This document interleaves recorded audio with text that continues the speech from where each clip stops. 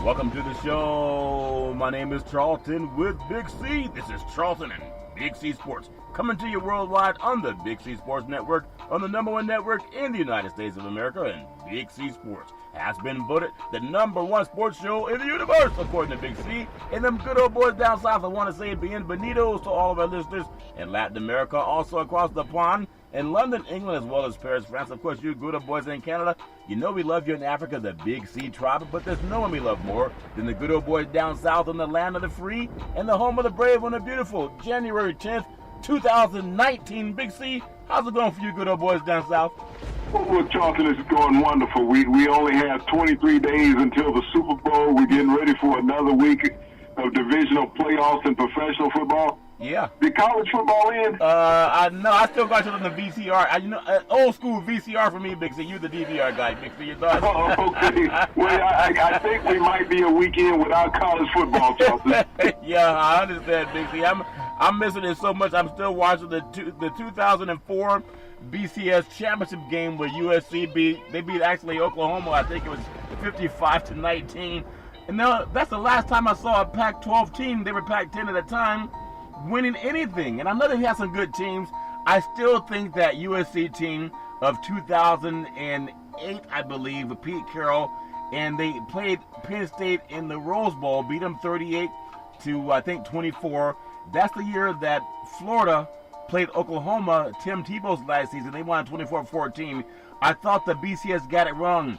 They passed over USC. That was undefeated. In fact, they had one loss. They lost to Oregon State that year. They had one loss going up against an Oklahoma team that they had just beaten the year before, 55-19.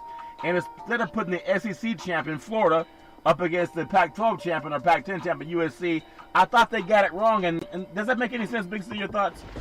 Well, Charlton, we see that all the time. It's about, television ratings. Yeah. And like I said, the East right now and the middle of the country are controlling the television ratings when it comes down to games that are picked. Yeah. You look at college basketball games being played right now, Charlton. Yeah. What college basketball games being broadcast?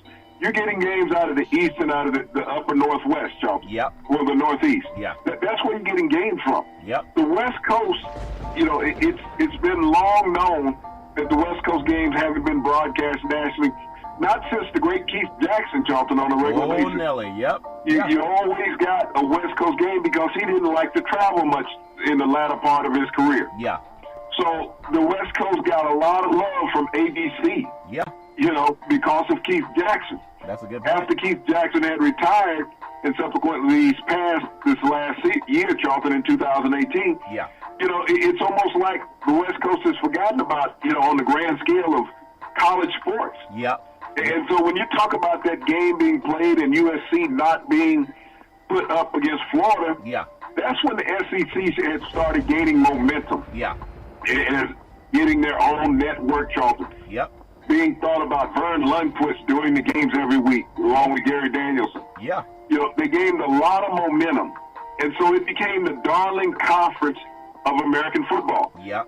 And so the West Coast has almost been forgotten about. When you think about some of the legendary coaches out there, John McKay, Terry Donahue, Charlton, yeah, that had led the fight for West Coast football and kept it on the top of the totem pole for a long time. Yeah. And, since those great legendary coaches are gone, John Robinson came along, yep, and rekindled what they had at USC, and then Pete Carroll came along. Yeah. But when we look at the West Coast as far as this dominance of football, Charlton, it's almost like a bygone era. Yeah. When you think about those illustrious stadiums out there, the Rose Bowl, the Coliseum, yep, such iconic games have been played in those stadiums. Not only just college football, Charlton, but even Super Bowls have been in those stadiums. Yeah. And now the West Coast is almost a forgotten entity from college football to college basketball. Yeah. Other than the Rams and Chargers, there's really no professional football out there, Charlton. Yeah, and when you think about it, too, and I just love, we can go back and look at the past and look at some of the things we missed. For example, who really would have thought of all the build-up with Alabama going into Clemson out here playing on the West Coast where, football is taking a back seat, but, everything's cyclical. There's a time that UCLA basketball used to dominate the scene, and now they can't seem to keep a coach. But I think about how that game looked from afar. When you looked at how Clemson dominated Alabama, but Alabama's been the team really the last 9 years. It's been Alabama and everybody else, whether it's LSU challenging them or Georgia or Ohio State or Florida or USC. It's always been Alabama. So now you have Clemson's a new kid on the block. Do they have the staying power? But it's about timing. And you just brought up something that I didn't even think about. We talked about how maybe the West Coast is down a little bit perception-wise when it comes to the national scene. But we had some of the greatest voice in college football. The granddaddy of them all, the late Keith Jackson. And I think he had a voice that carried so strong that it got more media favoritism perhaps, or it got more media attention when Keith spoke, everybody listened. Who's the great voice of the West Coast now to carry those teams? That good old boy down south that does the SEC, Paul Feinbaum, he's no Keith Jackson by any measure of the means, but still we're missing that big voice that would carry, West Coast sports, Big C, it seems. Your thoughts? Well, and that's where it is, Charlton. I think when you look at the number one games, Charlton, they have their number one and number two broadcast teams on all the networks. Yeah. And the West Coast has been left out. You think about the Big 8, as well as now the Big 12. Big 12 now, yeah. There's more broadcast games when we looked at it on the national scale than the West Coast, Charlton. Yeah. And that's the middle section of the country. Or you're down in the southeast, Charlton, broadcasting. Or you go up into Big Ten country, Charlton. Yeah. And broadcast those games. And like I said, because it's so late when you broadcast the West Coast games, and another thing that really hurts those West Coast games, Charlton, you're not getting packed stadiums. No. I mean, you think about broadcasting a game out of the University of Stanford. Yeah. That stadium will have 30,000 for a broadcast, Charlton. Yeah. You can't go to Oregon State and broadcast a game because you're talking 25,000 up there. Washington State maximum capacity is 35,000. Yep. So those are the things that really hurt the West Coast. Even Utah, what their stadium's 48, 50,000 capacity. About 47,000 yeah, capacity. So that's the biggest drawback when these broadcast networks look at the West Coast teams. Yeah. Is that they don't have the mega stadiums. Yep. Is that, okay, we can pan around and see 70,000 to 115,000 people in one of these cities. You go to Happy Valley in Penn State. Yeah. You got to get 108,000 people at that stadium. Yeah. Ohio State, 102,000. Michigan, 114. Even if you go to Michigan State, Charlton, it's 79,000. Yeah. Okay? The SEC, LSU, 102, 103,000. Yeah. Florida's 88,000. Texas A&M, 105,000. These are the things that have affected what college football broadcasts go through now, Charlton. Yeah. It's not the lineage of the universities, because when you think about the number of young kids that are recruited now, do they know much about the heritage of the great players that played there 20 years ago? No. They don't, Charlton. No. They know about the guys that have played in the past couple of years. When you ask a lot of the kids now, who was the Heisman Trophy that was at their school, unless they've gone through that statue monument hall that most universities have, Charlton, they couldn't tell you who had played there, who was a Heisman Trophy or All-American. Yeah.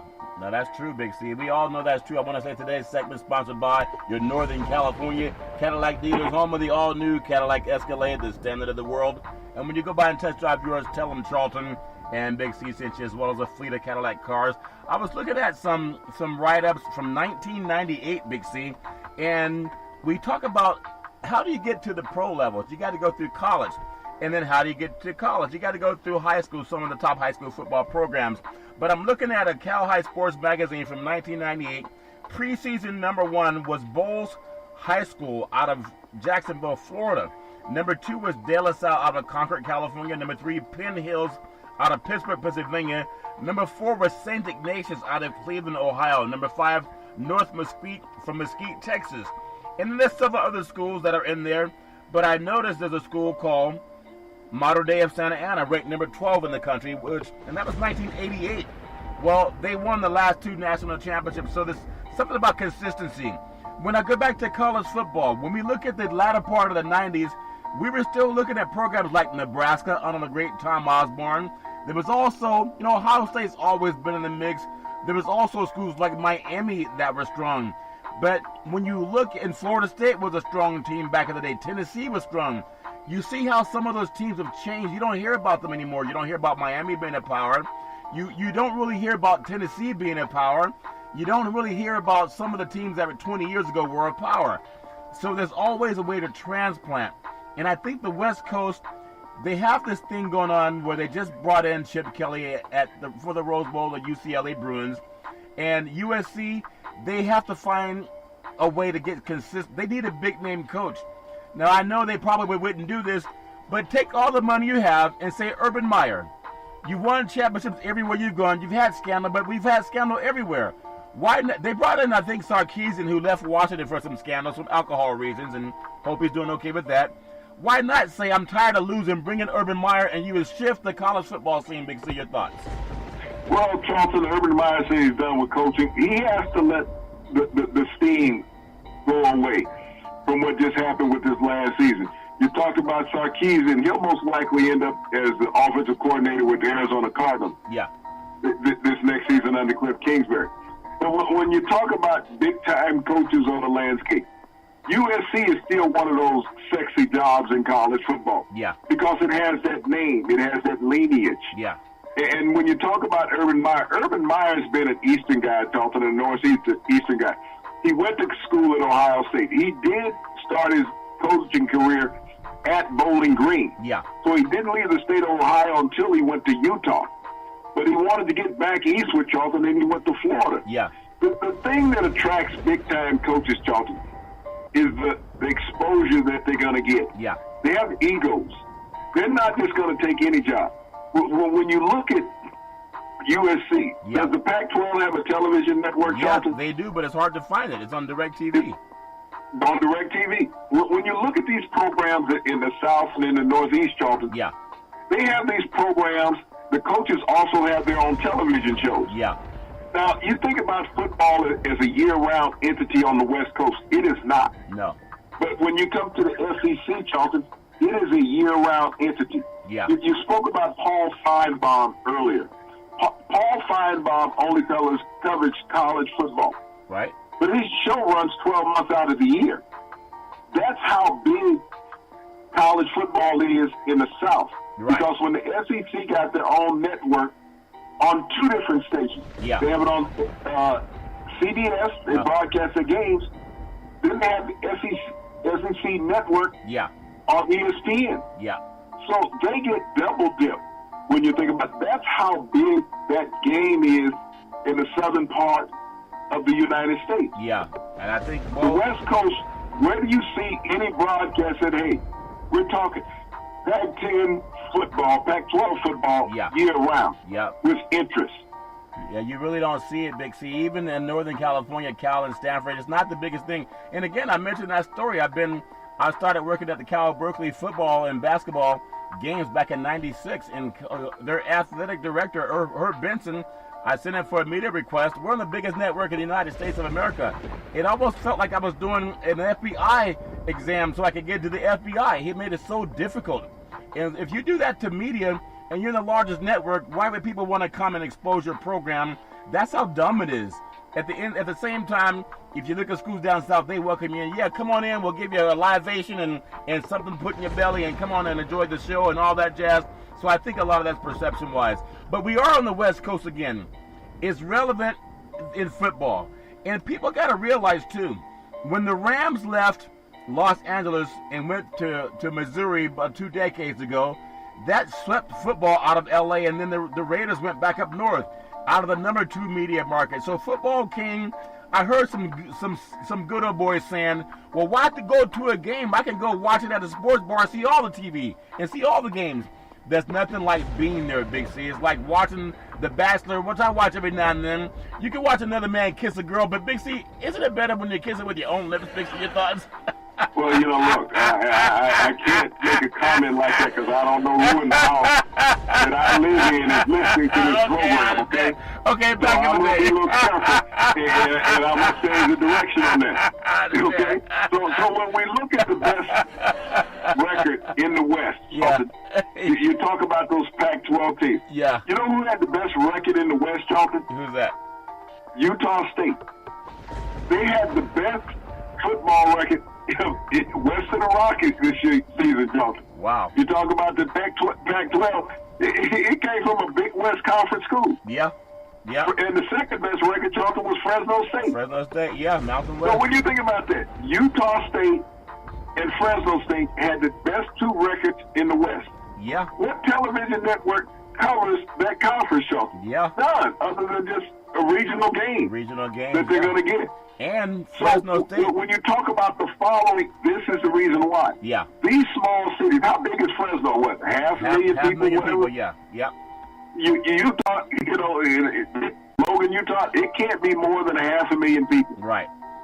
So when you talk about that, and you compare that to a game at Alabama, LSU, Charlton, they get 200,000 people at the stadium for the game. They got over 100,000 in the stadium. Yeah. They got 100,000 outside. Yep. Yep. So they do a 2/5 of the population of those cities at a game.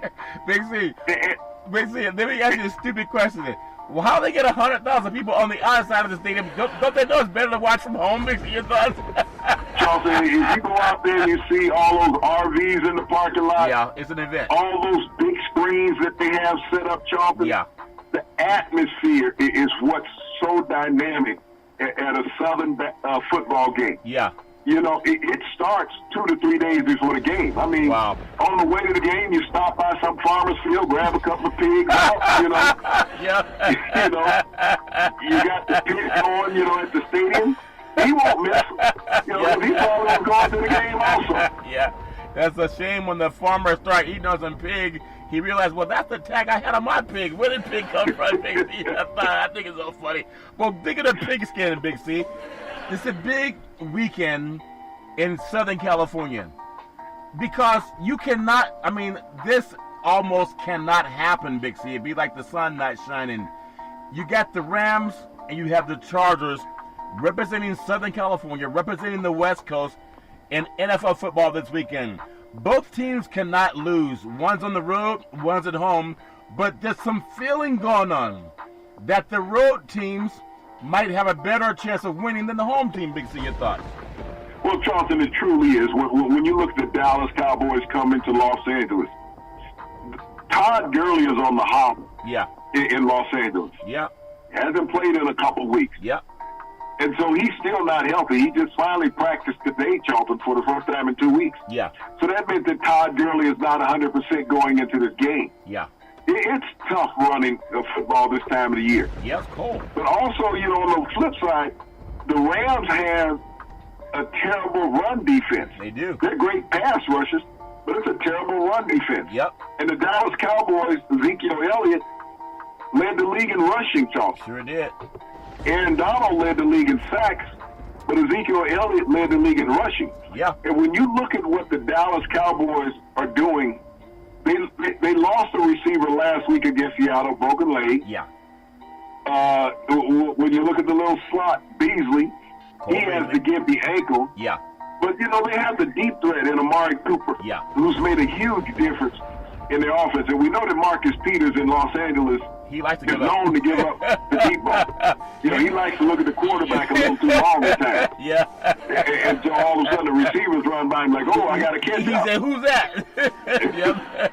But, you know, you look at the Rams, Charlton, Yeah. other than beating the Cardinals late in the season, they didn't play well the last month of the season. No, they didn't. Their offense was missing. Yep. And this Dallas defense is very aggressive, Charlton, in getting after the quarterback. Yeah. We've seen that. Yep. Great linebacking core, so they can go from sideline to sideline and they can shut down the run. Yeah. Dak Prescott's playing with house money right now. Yep. He is. If you listen to all the pundits out there in the media, Charlton, saying, well, you know, how can you trust Zach? Well, look at his record. They never look at that. There you go, look at the It's facts like, well, again. you know, he's been in the NFL 3 years. Yeah. He's never had a losing season. Nope. But that doesn't mean anything in their eyes. Not when you're it's like, black. There's some white quarterbacks making 10 times the money that Dak Prescott is making. And haven't had a winning season. and they can't make the playoffs. No. But they're franchise quarterbacks. Yeah. So, as much as the media wants to beat up on Zach, I think that's his motivation, Charlton. Yeah. Is it because he has that run-pass option as a quarterback? Ezekiel's going to carry the ball on the ground, but Zach, that number 2 rusher on that team, you look at what he did against Seattle. He made a difference. When he wants to tuck the ball and run, Charlton, he's a load to bring down. He's not going to tiptoe out of bounds. He will take you on. Yeah. But the Rams right now are nervous. If you remember what happened to the Rams last year when the Atlanta Falcons went into the Coliseum as a road team, as you just suggested. Road team, yeah. Road teams have success in the playoffs in the Coliseum. Yeah. Yeah. Well, I think also, Big C, if you rush Jared Goff, he's a lot like that good old boy that can't get out of the way. I mean, you can always look at people. I'm not trying to pick on college kids, but I remember Jake Browning. He set the national record for touchdown passes. He had over 90 touchdown passes as a senior in high school and rarely played in the fourth quarter. And they won a state championship in California. And he was called an All-American player. But when you blitz him, he's done. He's not like that kid down at Clemson and Lawrence that gets out of the way. Or he's not like Murray out of Oklahoma that can get out of the way. He's not like Tua that can get out of the way. So when they go at Goff hard with the Dallas Cowboys can with their defense, this defense shut down that good old boy down in New Orleans, Drew Brees. I think Drew Brees is a little bit better quarterback than Goff, Big C. And there's something about McVay that people said, oh, he's a prototype coach, can't miss. No, they figured him out. When the 49ers, as bad as they are, go into LA, and of course they're division rivals, but they gave up too many points against the 49ers that are going nowhere. And then to have them turn around and shut down the Cowboys, I think America wants to see Dallas lose because they don't want to see a black quarterback get into the NFC Championship game. Well, Charlton, think about how that Philadelphia Eagles defense handled the Rams less than a month ago out there. Yeah. They went out there with Nick Foles and took it to task on them. Mm-hmm. And, they throttled the Rams. I mean, Jared Goff looked confused in that game. Yeah.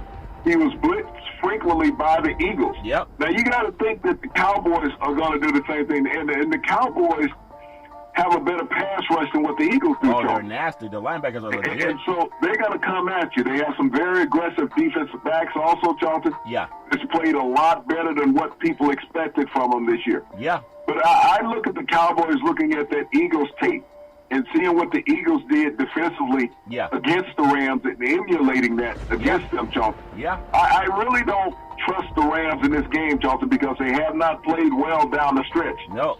And when that happens, and if Gurley's not there, I know C.J. Anderson can run the ball. He had 124 yards against the Cardinals. Yeah. Who did I just say he had it against? I think you said I would say the Cardinals. Oh, that's the team in Arizona. Okay. Yeah. that bird had one wing in that game. Yeah, they were eating big chicken wings, Big V. Well, you think about it. The Cowboys on the road this week in Los Angeles. The Colts on the road this weekend in Kansas City. If both of these teams can win, it could be a rematch of Super Bowl V down in Miami, Big C. Your thoughts? Well, Charlton, it's very interesting, when you think about it. That was a great Super Bowl. John Mackey caught this tip pass. It was controversial at the time. The late John Mackey, Hall of Fame tight end. Yep. And took it for a 75-yard touchdown against the Dallas Cowboys. But that game was won by a rookie kicker named Davey O'Brien, Charlton, who kicked a 33-yard field goal to break a 13-13 tie and propel the Colts on to their first Super Bowl win, Charlton, in their second appearance. Yeah, Baltimore. But when you think about how hot Andrew Luck has been, Charlton, and we talk about the late John Mackey, who was the key receiver on the Colts team at that time, Charlton, the top receiver on the Colts team right now is a tight end named Eric Ebron, who's had a career season with 15 touchdown receptions. So if you take that correlation, Charlton, of Johnny Unitas and Earl Morrall in that game. Earl Morrall finished it up because Johnny Unitas got knocked out. Yeah. But John Mackey, the tight end, led them to that Super Bowl victory, even though he didn't get the MVP. Yeah. And you're looking at that same thing in today's era's coach, Charlton, with Eric Ebron, and you have Andrew Luck throwing to him. Yeah. So there's a lot of similarities. Yep. And you think about the Chiefs team of that day, Charlton, led by Len Dawson, Yep. who had taken over with that organization. Not Len Dawson, but I'm thinking Roger Staubach. Roger Staubach, yeah. Roger Staubach was that quarterback who had taken over for Craig Mortons, just like Zach Prescott had taken over for Tony Romo. Yeah. And they had a great young running back named Dwayne Thomas. Dwayne Thomas. Who had been Rookie of the Year, just like Ezekiel Elliott. Yeah, very fast. Same type of scenarios, Charlton. Yeah. Building up for both of those teams. Well, I want to get your thoughts on this, too. And again, Jerry Jones just bought a yacht. I think 300-something feet yacht. Almost bigger. 357 feet. Almost bigger than the one you got, Big Z. Now, let me ask you this question.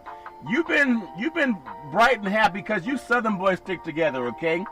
Why would he go out and buy something that big if he did not know something was going on that make him know I got the money coming to pay for it? Big Z. got some money coming in, want to take the boys out for a ride. Not only that, he got 2 helipads on it, so he can land 2 different helicopters on top of his yacht there. I mean, man, that's a luxury liner. That's not a yacht. That's a luxury liner. Okay? And, when you think about the crew just to maintain this thing, I don't want the gas bill pulling up, Charlton, and filling up with diesel, okay? Yeah. You need to bring in a couple tanker trucks to do that. Maybe that's why. Jerry Jones is living lavishly. He's riding high with the Cowboys resurgent, Charlton. Yep. And he's proud of his investments. He made a gamble on this team decades ago, Charlton. It's paid off. Gambles he took a gamble on a young African-American quarterback, Charlton, and everybody said, couldn't play in the NFL. Yeah. But when you look at his record, Charlton, as a starter in 3 years in the NFL, Charlton, how many quarterbacks have a better record than Zach Prescott over the last 3 years in the NFL that are in the playoffs right now? Wow. Okay? Wow. When you look at the playoffs as they sit today, Charlton, how many quarterbacks in the playoffs have a better record over the last 3 years than Zach Prescott? One, Charlton. Tom Brady. Tom Brady's the only one. That's it. It's not Drew Brees, it's Tom Brady. So I want to bring up something too, and I just get your thoughts real quick. I'm going to bring it up now. I was listening to the Mothership radio shows out of Northern California, and right now 5 of 8 NFL coaches that were fired were African American. That means black for some of the people who don't know what African American is. Now, I heard mainstream saying today, we've been talking about it all year, Big C, and they just started piggybacking. Mainstream is doing a show today on the Rooney Rule. I even saw a lot of TV shows doing it. We do it all the time, and they keep it a secret, right? They had a conversation about what we've been doing. They were saying, you notice how many black coaches were fired this year? Kind of secretly, kind of giving the pink slip. And all those guys will have their jobs replaced by white men. Okay, we talked about the gentleman that got the job at Arizona, for the Cardinals. Decided Kingsbury fired at Texas Tech, got to USC, decided didn't like it there, and then the NFL gave him a job, white guy. A guy who was fired in college got a job in the NFL. His record in college was 35-40, okay? Yeah. Now you're looking for the next hot shot coach. Yep. You're hiring a guy that's at a college program that's 35-40. Yeah. Last I checked, that's below 500. That's below 500. Yeah. Okay. And that's what they want. Now I want to contrast that because if I told you, boy, God is good. I told you, for black men out there, quit waiting for the mainstream to tell you something. They're gonna steal what you say. And if you don't have the consciousness to say the truth, they're going to think you're dumb. So playing dumb is not job security. Big C. If I can look at something on TV, I saw this thing last night. It was on TNT. TNT has, I want to say, Ernie. They have Shaq. They have Kennedy J. Smith and Charles Barkley. And that means they have 3 African-American men and then 1 Caucasian. The league is 85% black anyway, but we say when you finish playing, do you get the chance for a job in TV? NBA, the answer is yes. I even saw a program last night on, I think it was TNT. It had Chauncey Billups, It had the Jalen Rose and the brother they call the Truth, Paul Pierce, and Michelle Beadle, who I think makes more money on TV than all of them, like $5 million a year. She's white. You look at those two programs, they both do NBA basketball. The percentage of people in the league, about 85 African American, 85% NBA, and about, let's say, 70% for the NFL. So those people who are on those networks, they played in the league and they can find work once they get out of the league. You can't even find 3 African American coaches in the NFL that's dominated by black men. Big C, your thoughts? Well, Charlton, you got more black coaches in the NBA than you do in the NFL. It transcends. But, you know, when I look at the NFL, even back when I was a young guy participating, Charlton, yep, African Americans, you saw a few assistants. That's it. Yeah. And I can't understand why the owners and management of these teams feel that black leadership is not acceptable in the league, Charlton. The first owner to hire a black coach was Al Davis. Al Davis, yep. When he hired Art Shell. Yep. And he was the first one to hire a Hispanic coach. Yep. Tom Flores. And we look at Ron Rivera as the only Hispanic coach in the NFL still today. Yeah. In Carolina. Yeah. And so when you think about this, Charlton, and people say, well, you know, they have to be coordinators. Well, who's not hiring them as coordinators, Charlton? Exactly. So when you don't create opportunity on any level, they're going to be an assistant coach, but only a position coach. Yeah. When I look around the NFL, Charlton, and I think you got to help me out. How many teams make the playoffs? Yeah, well, there's 6. There's 12. There's 6 on each side, Big 12 teams make the playoffs. Yep. Okay? We got 12 teams make the playoffs. So that means we got 18 white offensive coordinators that don't know what the hell they're doing. Yeah. Okay? Because we got losing teams. Yeah. Just like you got coaches, you got losing teams. Right. But they got job security. Yep. I'm not hearing them saying, well, you know, we can get rid of all these white offensive coordinators because we didn't make the playoffs. Right. We're not getting rid of all these white head coaches because we didn't make the playoffs. Yeah. Not only that, Charlton, half of the white coaches that got fired have already been hired. Been hired again. That's the joke about it, because they've already been hired. It's good old You boy. lost somewhere else, but hell, bring that losing record on over here also. Exactly. So this is about being real, and I'm glad that some of the mainstream programs are starting to be like you, Big C, because you really don't care what people think when you got the FU money, which means that freedom USA. I guess you run out of words, but you and Jerry Jones got that same kind of money. Fun times every day, okay? Fun time. Okay, I understand.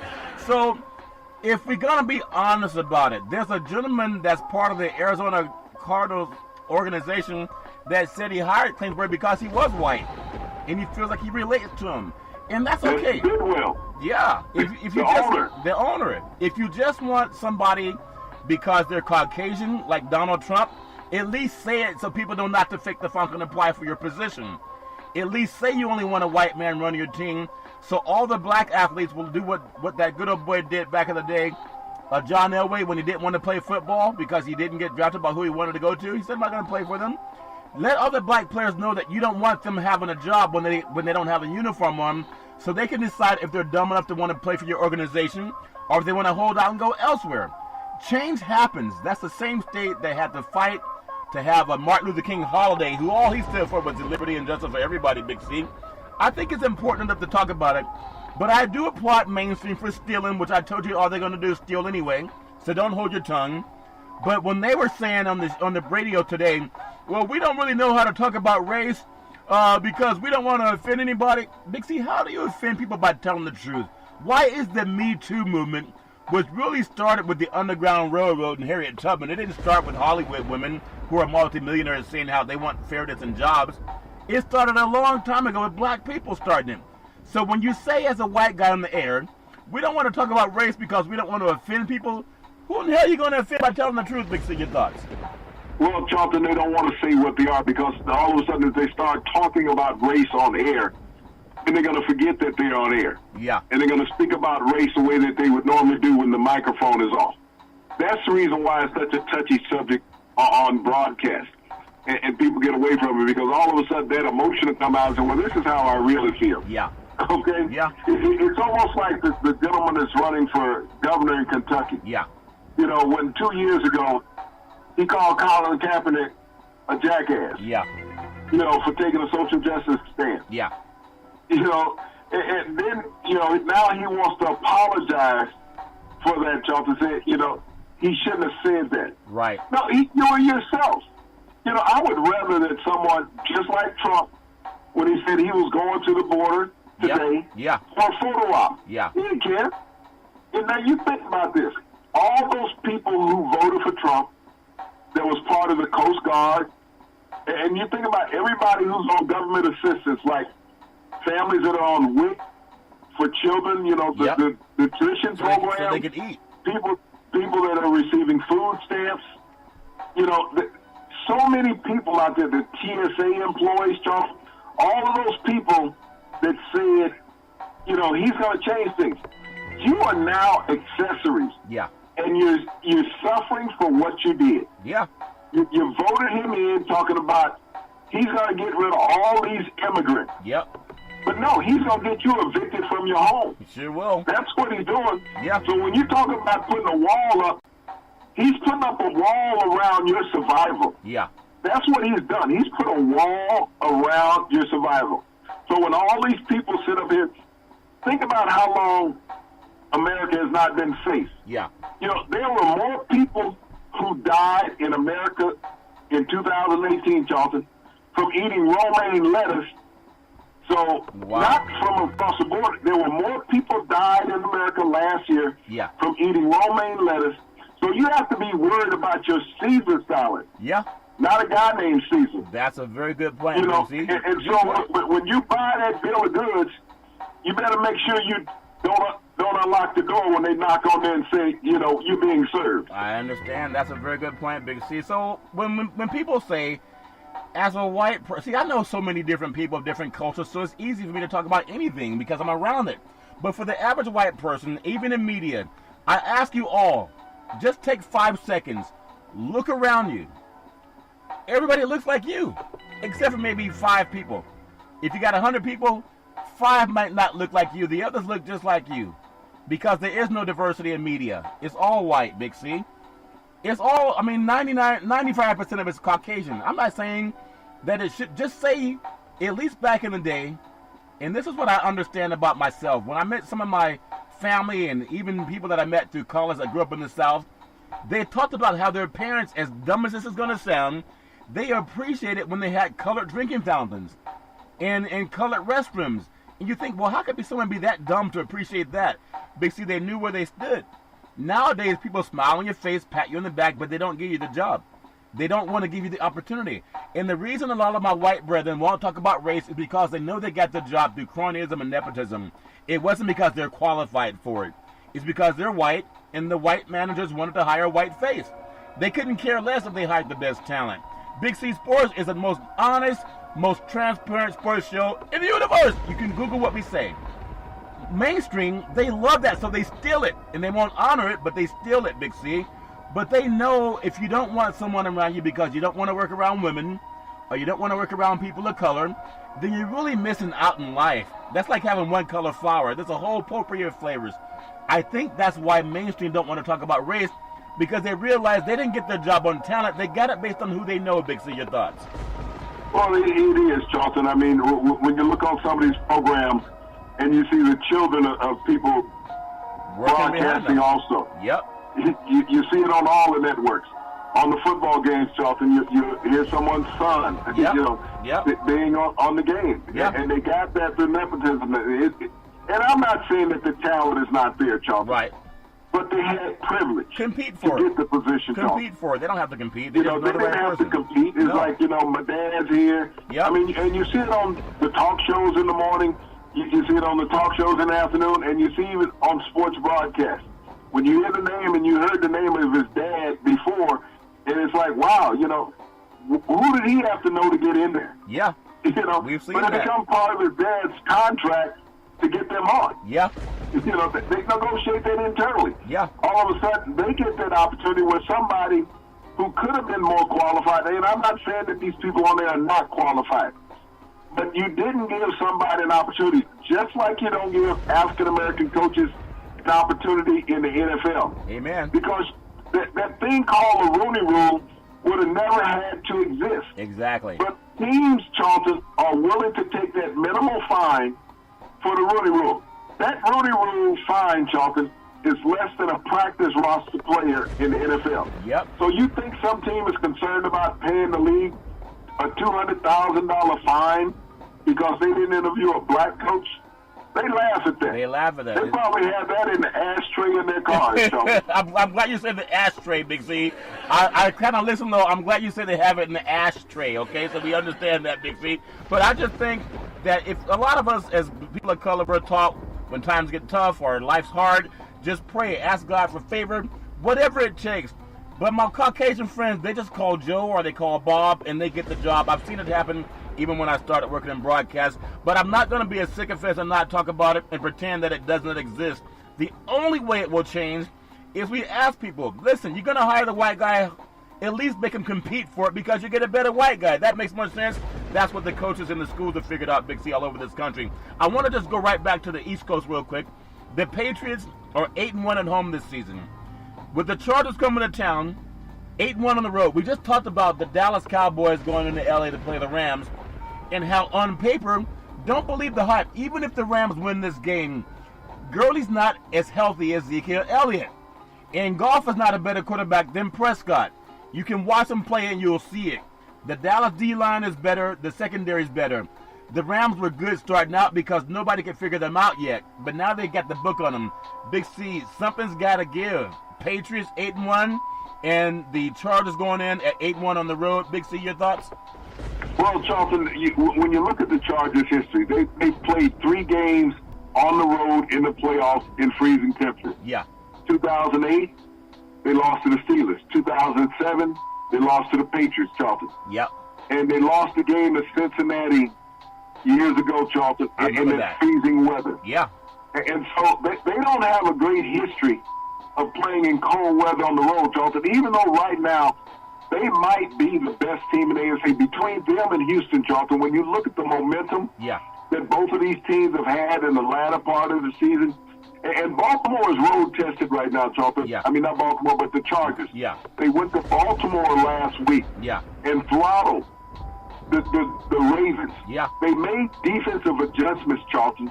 And when you look at the Patriots, Charlton, this is not the fearful Patriots of the past. No. Even though they have Tom Brady, there's some kinks right now in the armor. They've bent a lot. They haven't broken completely, but they've been bent a lot this season, Charlton. Yep.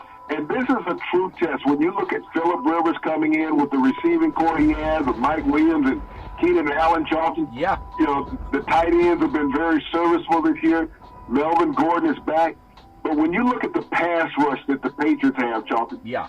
I mean, not the Patriots, the Chargers. Yeah. They have the best pass rush right now in the playoffs. Yeah. Of all the teams that are left. They're going to create havoc for Tom Brady. Yeah. We know he likes to get rid of the ball quick, Charlton. But with that secondary of the Chargers, if they can press those receivers, Charlton, they have a chance to come out of Foxborough with a win. Well, I tell you what, sports is a billion-dollar industry, and boys and girls sports is the foundation to this billion-dollar industry. For every athletic and sporting event, you need athletic and event insurance. We work with Ben and Mark. They've been around half a century. They work with Big C Sports, whether you're a pro team, a collegiate team, a high school team, or your mom and pop soccer league. When you reach out to them, let them know that Big C sent you. So the Dallas Cowboys, you know, they'll have to do their best to slow down Aaron Donald. Obviously, as a defensive guy, I don't know how you slow down a defensive guy that can't be stopped, Big C. The Cowboys got to run Ezekiel Elliott, the season's top NFL rushing leader. That Rams defense, Aaron Donald, I'm telling you, 20 and a half sacks. But I just think Dallas, for some reason, they have the momentum going for them. Not a lot of people thought they could even beat Seattle, which is also a team that has playoff tested. But they've beaten a team that's playoff tested. They've beaten a Super Bowl winning quarterback. I just got to believe they're not going to find it difficult to contain Goff as they did against Wilson last week, Big C. Give me your thoughts on that. Well, you know, with Prescott, Charlton, they're going to need to move the pocket. They just can't make him a stationary pocket passer because of the pressure that the Rams get up the middle of their defensive line. Yeah. So they have to do a lot of run-pass option, Charlton, versus the Rams. When I look at Goff in this situation, Charlton, his best asset will be getting rid of the ball quickly against this Dallas defense. Yeah. Don't sit there and try to let the routes develop down the field. He's going to have to get the ball out of his hand in a hurry. Yep. You know, when we look at the running game, it's going to be integral whether, you know, Todd Gurley can be effective in this game, Charlton. Yeah. That's going to be the biggest Achilles heel for the Rams, I feel. Ezekiel Elliott's averaging close to 5 yards a rush in the playoffs. Yeah. He had a tremendous game against Seattle last week, Charlton. So I see whoever can control the ball on the ground will come out of this game with a victory. That's a good point, Big C. Let me get your thoughts as we look and the other games coming up. You look at the Eagles. What can the Eagles do to slow down the Saints? I think they were thought out. I think it was 48-7 or 41-7 earlier in the year, down there in the Dome in New Orleans. I think if the Eagles don't do too well when they eat a lot of deep fried bread. I mean, you can throw breadcrumbs, but not the deep fried stuff. Maybe that slows the Eagles down, Big C. You think about the Saints Pro Bowl wide receiver Michael Thomas, 125 receptions in the regular season. How are they going to stop it, Big C? Your thoughts? Well, you know, when people look at the Eagles and the Bears game last week, Charlton, the Eagles really didn't present a great offense in that game. Not until late in the fourth quarter that they were able to move the ball on the Bears. Yeah. If you're going to wait till the fourth quarter against the Saints, Charlton, you need to be cutting the tape off your ankles at that time. Yeah, okay? yeah. Because it's just not going to happen. Yeah. Drew Brees, you know, they had some sluggish games late in the year. Yeah. Matter of fact, Charlton, he didn't even play in the last game of the season. But when you think of the firepower of this offense, you talked about Michael Thomas. Yeah. Think about Alvin Kamara and Mark Ingram, the running backs, Charlton. Yep. Dominant players. And they're very effective as pass receivers. Drew Brees utilizes everybody. The Saints are lacking a running game coming in against not the Saints, but the Eagles are lacking a running game. Yeah. And you think how powerful that the Saints have been, Charlton, on defense. Yep. Everybody talks about Drew Brees. Yeah. But their defense has gotten them to the point of the season with this record and being the number one seed in the NFC. Yeah. I tell you what, Big C, it's a lot going on. I just love when people can compete. And I want to go back to the coaching thing that we talked about, because as black men, if you don't stand up for yourself and your children, then turn in your man card. Quit saying that we can't make it because of racism. People can't make it because they won't speak the truth. The truth is the only thing that you have to stand on. White men who have the opportunity because of slavery that gave you this built-up power, this unfair shift of wealth, all this stuff that you've gotten over the years, the one thing that really hasn't changed is the heart. We can talk about praying and going to church and believing in God, but for men who've opened doors for me, they've been black and white, and they were honest. Many of the white guys that have opened a door for me, they told me, look, we know the industry's not fair, but there's something about you that I like, okay? But they gave me the opportunity, but I showed up for it. I still know that starting out in this industry, there were a lot of times I was the only black face there. And that's 20-something years ago, Big C. I know the NFL owners, mostly white guys, they only have one person of color, Mr. Khan, who owns the Jacksonville Jaguars. But if we can't have an honest discussion about who are you as a person, I mean, really, who are you? If you still believe in that segregation is garbage, at least tell that to your players so they know who you are. Because a lot of guys they're quiet, they won't say anything, they don't know how to be themselves yet. But if you really don't want to hire a black man after he finishes playing for you, or you wanted to give him a chance to see if he's cut for the business, at least say that up front. Don't just smile on his face and pat him on the back like Dabu Sweeney saying, hey, I love this kid like he's my son. He's going to help me make $9 million. Of course you love him. Big C, they got to hear that from black men, though. Not just Big C Sports. If you have a problem with somebody of color or a different gender, just say so. Big C, that make any sense? Well, Charlton, they have no problem with people of a different color as long as they're playing. You have to understand, when the Rooney Rule was implemented by the NFL, okay? Yeah. It was something that was passed by the commission. Who does the commissioner work for, Charlton? The white owners. Let's be realistic. He works for the owners. He doesn't work for the players. As much as people want to think that the commissioner works for the players, his salary comes from the owners. Yeah. And the reason why his exorbitant salary of over $40 million a year comes from the owners is because he makes them $1 billion a year each. Yeah. Okay, probably, in that neighborhood. Yeah. So they're not going to kill the goose that lays the golden egg, Charlton. Yeah. So they will allow him to put up these fictitious rules and stuff, Charlton, and say, well, You got to at least interview an African American candidate. Yeah. Or you're going to get fined $200,000, Charlton. Yeah. What NFL owner can't afford $200,000, Charlton? Yeah. You know, it's laughable.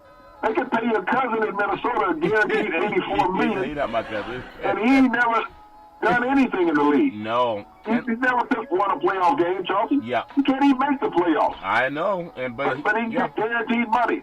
So if you're willing to waste that kind of money of $157 million on $187 on Aaron Rodgers, yeah, $155 on Matt Ryan, $132 on the kid in Detroit. Yeah, Stafford. You know, Stafford. Yeah. You know, $137 million on Garoppolo. He didn't even play. And he didn't even play. Yeah. So what is $200,000 for not interviewing a black, you know, potential head coach, Charlton? It's laughable. Yeah. So I mean, I wish they would just say abolish. And I'm a black man. Yeah. I wish they would abolish the Rooney Rule. Yeah. Stop putting this farce out there saying, well, African Americans have to be interviewed. Yeah. What was it, 9 coaches last year, Charlton? Yeah. 8 this year. So in 2 years, 17 head coaching positions are open in the NFL. Yeah. And you only have 2 African American head coaches in the league?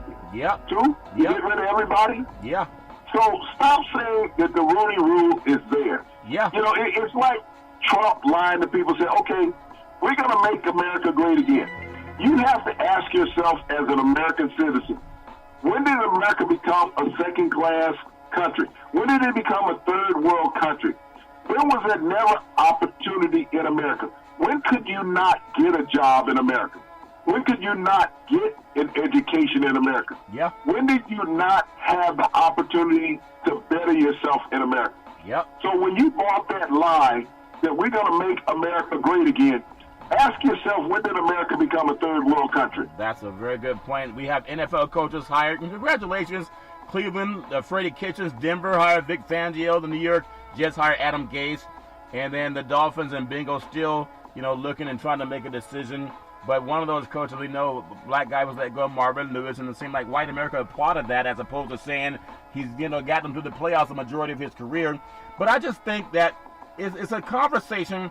If we can all play together, why can't we just talk about what's important and have those honest dialogue? We got to have that, especially if we consider ourselves men of character. BC, I want to ask you a question before we finish out on a few things in college basketball. And I'm being honest about this. You've been in media a lot longer than I have, okay? It's a sad dog that won't wag his own tail. It's just like being out here in California. There's a lot of pretty women. People work hard at being pretty. Stay in shape, exercise, they do whatever they want to do, but they make an effort, okay? I just wish that in society, if you can tell me when you've run across other men, whether it's in athletics or in the broadcast, that you said, that guy's better than me. That guy, I can't compete with him. There's no way I can handle him. I haven't seen that. All I've seen is there's like 3 opportunities to sit down, and there's 100 men looking for every job to sit down. So it's musical chairs. But have you ever been in an environment where you said, that guy can do something I can't do? Big C, your thoughts? Well, Charlton, that was a line in the movie Harlem Night.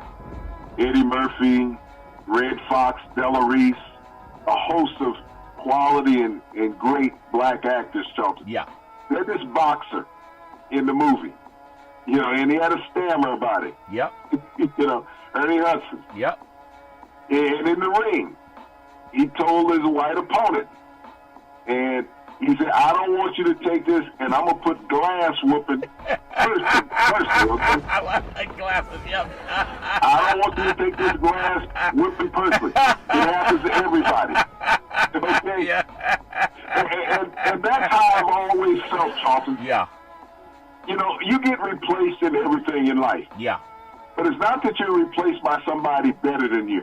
Exactly. So I've looked at that as an athlete. I've looked at it as a broadcaster. I looked at it just as a person in life, Charlton. Yeah. I never walked into any situation where I felt inferior to anybody. Nope.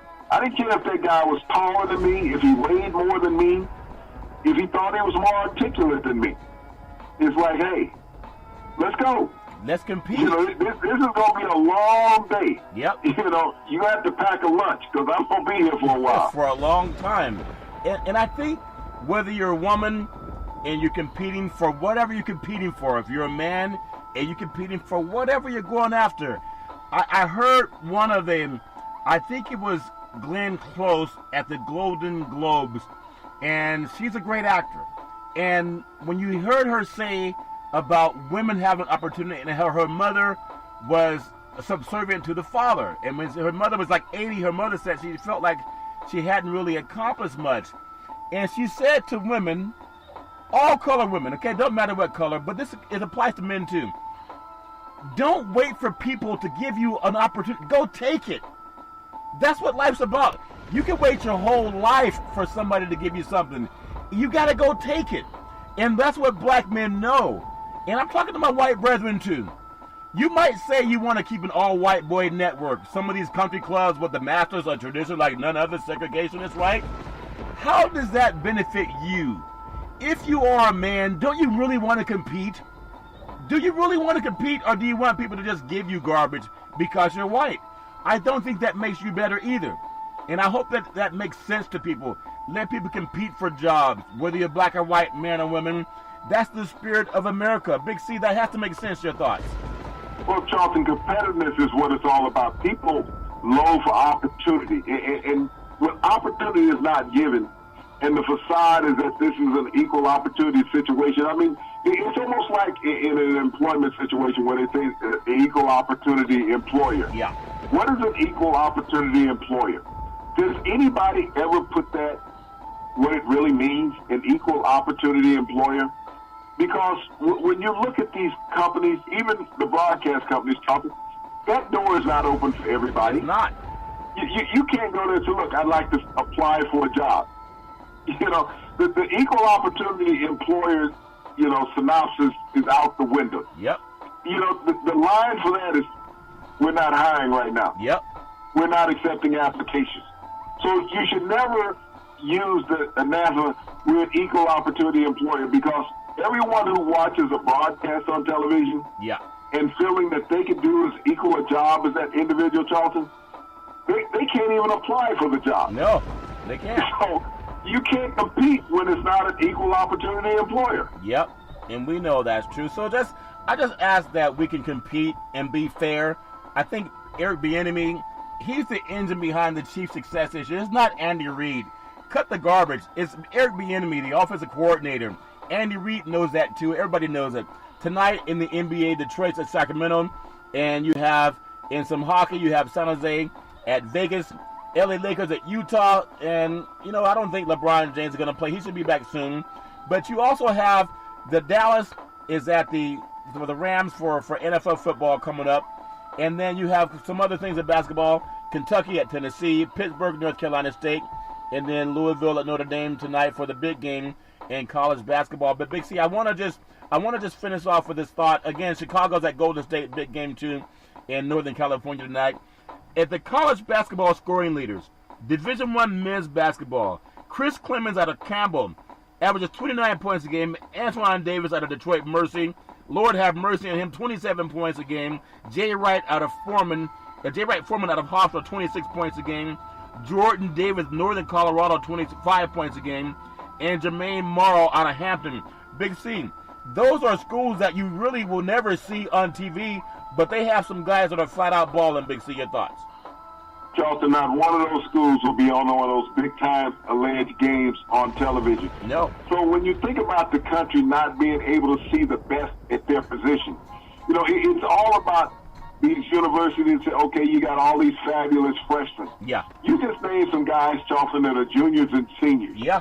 Who have served their time at a university, got their education, and developed their game as great basketball players. Yep. They don't make the highlight shows, Charlton, because they're not up there with the thunder dunks and the helicopter dunks, Charlton. Yep. Yeah. But they play the game fundamentally, and they can put the ball in the basket. Yeah. And it's a shame that broadcasters don't recognize these guys, Charlton, for their attributes.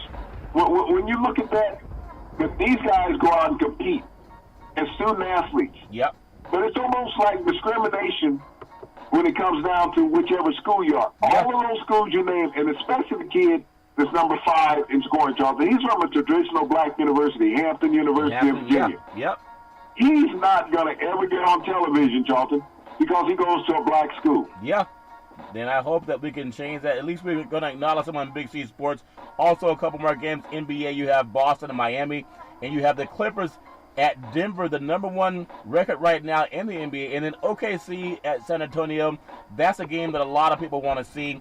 I know it's so important for people to realize that you got to compete. The thing that I hope the NFL owners will recognize, and for people of color too, because most black men won't tell you what I'm going to tell you, they know we're in a racist business.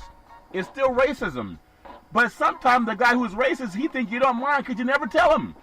It's like at a club, somebody's standing on your suede shoes. Big C, I know you don't like somebody standing on your shoes, but you're the fault because you don't say, excuse me, you're on my foot. Sometimes people just sit there and grin because they think it might lose a job by bringing it up. You're not going to lose a job. You got to bring it up. That's why God created Big C Sports, because we're honest. Big C, the best matchup in college basketball tonight.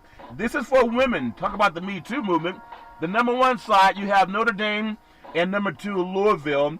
And that's a game that, I'm telling you, it's already been decided.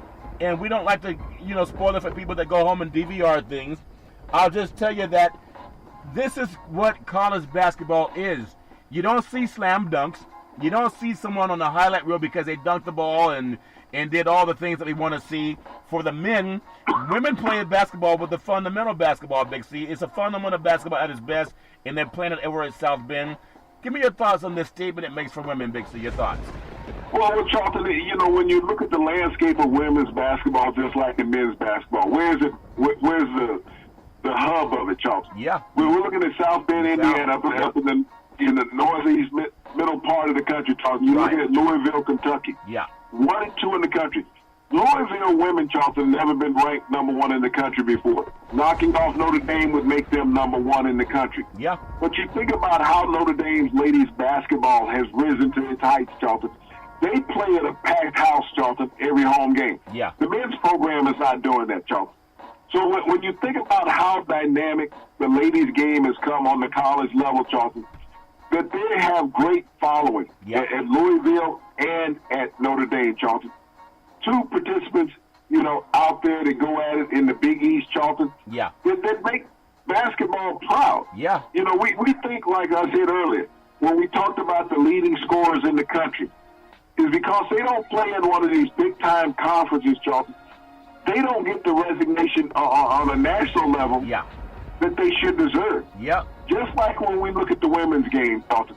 If Notre Dame men were number 1 in the country, how many times would they be on TV? I'd be like, if Louisville's men were number 1 in the country or number 2 in the country, how many times would they be on TV? Yeah. It is a disgrace that the broadcast networks don't appreciate these women when they're out there playing to show the great fundamentals of the game, the great athleticism, Charlton, that they have. Yeah. But not only that, they're just great competitors and wonderful people. Yeah, that's true. And we just love telling the truth. Whether there's racism, whether there's sexism, whether there's homophobia, whatever it is, nationalism, religion, we're all Americans. I love when we can be honest about how we feel. But I want to help stamp out racism. I don't want to be one of those African-American men that saw, I have a dream. And when I get my chance to speak, hey, man, isn't that guy great? Don't you think he could jump high? Oh, isn't that guy fast?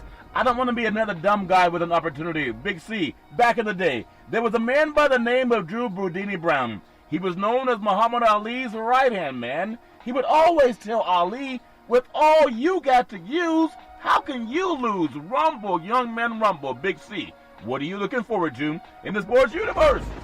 Well, Charlton, I'm looking at the greatest cry right now in sports. It's like all the media right now is beating up on this young quarterback, baseball player out of University of Oklahoma, Kyler Murray. Yeah. Challenging what he should do for himself. He's a grown man who has a quality set of parents, mother and father, who will help him make the decision. You think about it. For a young black man to have leverage. Yeah. He gets $4.7 million from the Oakland A's, who drafted him number 9 overall last year in baseball draft. Yeah. He said, the media is saying that he's considering the NBA, and he would have to give back the money if he signed with the NFL. Yeah. But why shouldn't he be so scrutinized, Charlton, that he can't make the decisions on himself? It's like an African American with leverage in America is almost like a disease. The way it's talked about on the media. They talk more negatively about him than what they do talking about the president closing down the government job. Yep. And people can't get paid, but you can't get paid. Is that making America great again? You can make America great again every Monday through Friday at 5 and 6 p.m. worldwide when you follow Big C Sports on the Big C Sports Network, on the #1 network in the United States of America. And Big C Sports has been voted the #1 sports show in the universe, according to Big C. And them good old boys down south, as we always tell you, there's never, ever any excuse for domestic violence. If you know any man or woman going through that garbage, please just call 911, because no man or woman should ever have to go through that garbage on their own. As we always tell you on every Big C Sports show, we thank you, we appreciate you, and we hope that you have a super fantastic day.